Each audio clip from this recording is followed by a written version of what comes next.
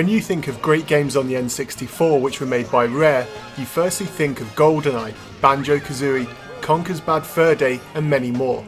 Coming towards the end of the N64's life was Mickey Speedway USA, a big licensed kart racer by Rare which is as confusing as it is average.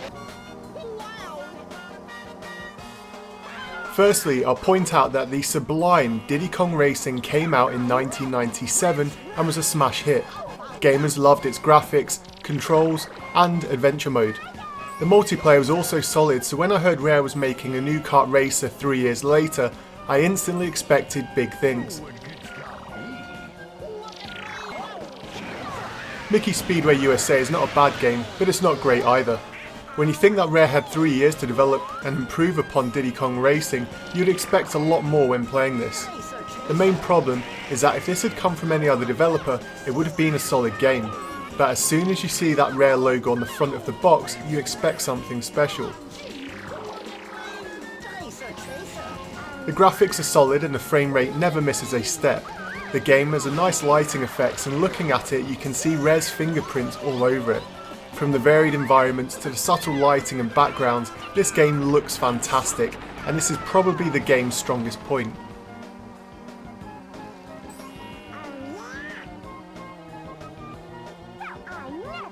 The game's story is that Pluto has been kidnapped by the Weasels for his diamond dog collar, and so Mickey and the gang set about finding him. The story just doesn't make sense. For example, why wouldn't the Weasels just steal the diamond dog collar and leave Pluto? And why are the Disney characters racing each other if they want to find Pluto? Mario Kart didn't have a story because kart racers just don't need it, and so the creative department must have been on vacation here. The game has 5 Grand Prix Cups, of which 3 are instantly playable and 2 you need to unlock. There is also a mirror mode which brings the total track number up to around 42, which is very solid, and each track feels different and has its own unique challenges and environments for you to get through. The controls are thankfully tight, and while anyone who has played a kart racer will feel instantly at home, the most disappointing aspect is the awful sound in the game.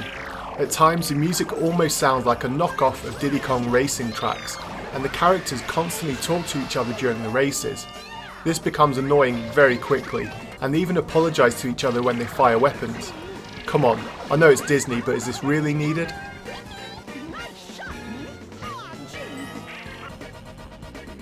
The multiplayer mode is actually improved over Diddy Kong Racing.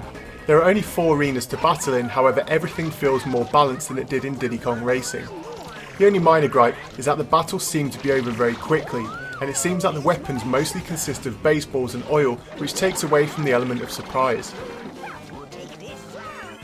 Speaking of weapons, they're not all that fun to use.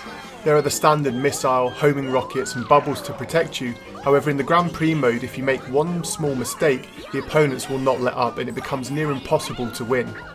In Mario Kart they use the rubber banding AI method, which some people disliked, but in Mickey Speedway USA if you fall behind they will continue to drive perfect races and make you look like a mug in no time.